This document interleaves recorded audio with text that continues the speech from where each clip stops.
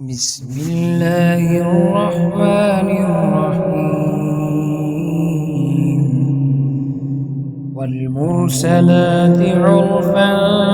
فالعاصفات عصفا والناشرات نشرا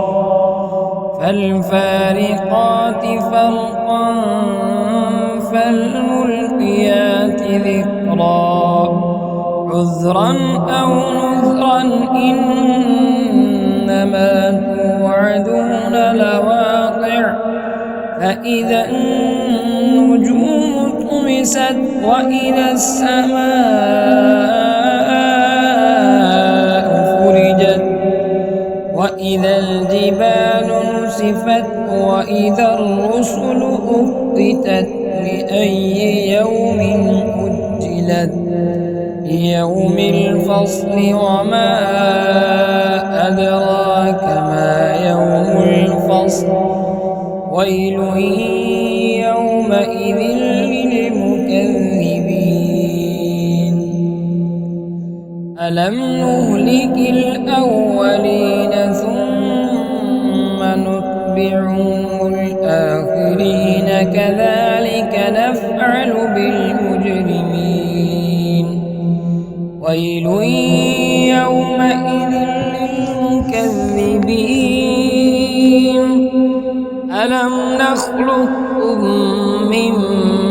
ماء مهين فجعلناه في قرار مكين إلى قدر معلوم فقدرنا فنعم القادرون ويل يومئذ للمكذبين ألم نجعل الأرض كفاتا أحياء وأمواتا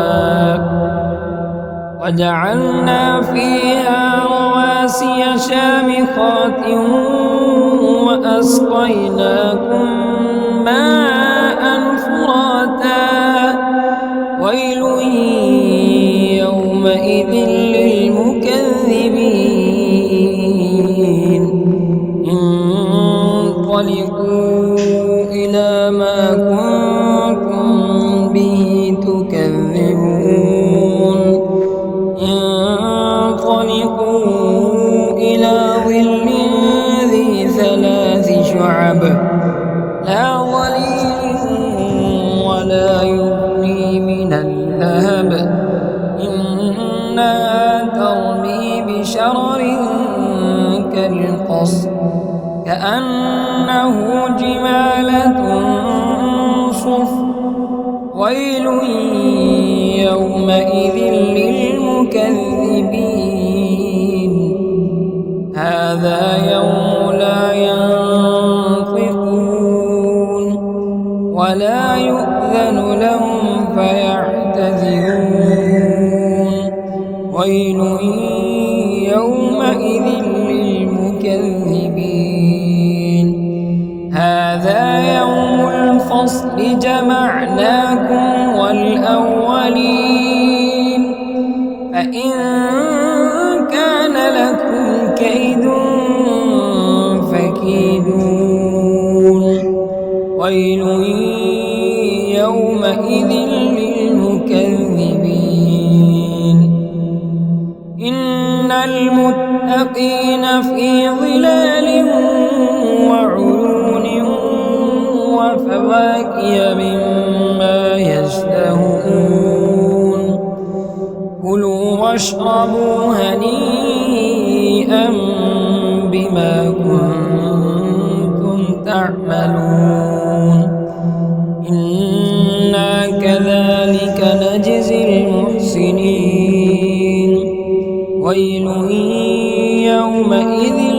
للمكذبين كلوا وتمتعوا قليلا إنكم مجرمون ويل يومئذ للمكذبين وإذا قيل لهم اركعوا لا يركعون ويل يومئذ للمكذبين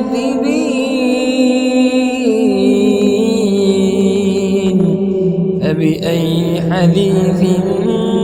بعده يؤمنون